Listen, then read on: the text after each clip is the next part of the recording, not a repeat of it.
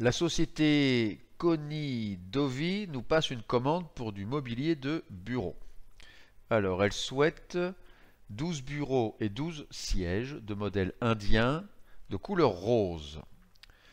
Nous activons le catalogue Maison Max. Nous activons les boutons filtre. Nous allons filtrer sur le modèle indien. Je clique ici, je désactive tout et je clique sur indien. Et puis maintenant, OK. Ce sont des meubles de couleur rose. Ici, le bouton filtre sur couleur. Je désactive tout. Je valide la couleur rose. OK. Nous avons uniquement les modèles de couleur rose.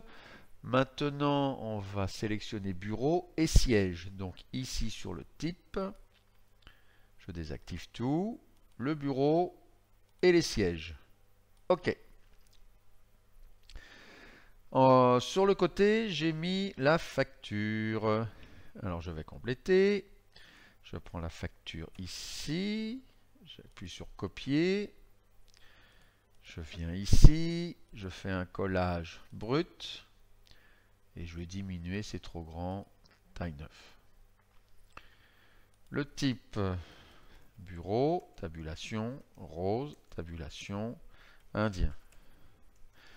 La quantité 12, je tape, et le prix unitaire, je le prends ici, copier, je reviens sur la facture, je clique dans la cellule et je fais un collage brut. Et regardez bien, c'est calculé automatiquement. On va s'occuper maintenant des sièges. Alors, ici, copier la référence. Je clique ici, je fais un collage brut. Je vais mettre une taille 9, c'est bon. Ce sont des sièges. Tabulation, rose aussi.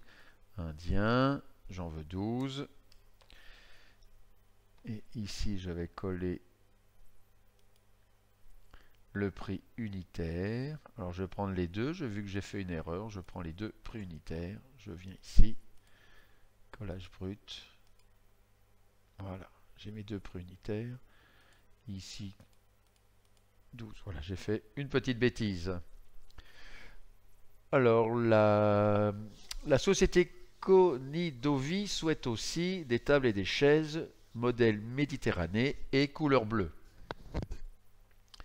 Je reviens sur le catalogue, je change de modèle, je désactive indien, je prends Méditerranée, OK. Couleur bleu, donc je désactive le rose et je prends le bleu. OK. Et le type, je désactive tout, je prends table, comme ceci, et les chaises, comme ceci. OK. C'est parti, je clique copier. D'ailleurs, je vais être malin, je vais en prendre deux, je vais faire copier. Je clique ici, collage brut, taille 9. Les deux préunitaires, je les prends ici, copier. Je les tape là, en brut, c'est bon. Alors, j'ai pris la chaise d'abord. Ensuite, j'ai pris la table. Donc, bleu.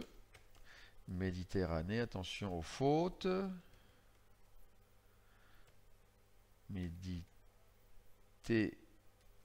Méditerranée, voilà. Donc, bleu ici. Méditerranée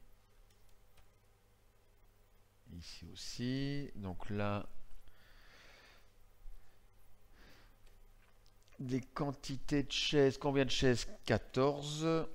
Et puis des tables 2. Voilà, nous avons notre prix ici, notre prix brut. Alors, nous lisons aussi que c'est un bon client. Il veut une remise de 10%. Je clique ici. 10%. Tout est recalculé automatiquement. Alors, ce n'est pas fini. Votre contact, c'est moi. OK. Je tape les informations. Le nom du client. Un Conidovi. Donc on doit ouvrir le bon fichier qui doit être quelque part ici. J'ai les clients. Je recherche ici Conidovi avec la recherche Conidovi. Fermé. Je prends toutes les infos. Copier. Je reviens ici. Je vais mettre ça. Je triche un peu. Je mets ça dans une cellule vide. Je fais coller. Pour bien voir, je vais mettre la fenêtre en grand. Alors, Conidovi, je le mets là. Je le déplace. OK. Villers-la-Ville, je le mets ici. OK. Boulevard, je le mets, ça c'est la rue, je mets ça ici. Et le téléphone, delete, je l'efface.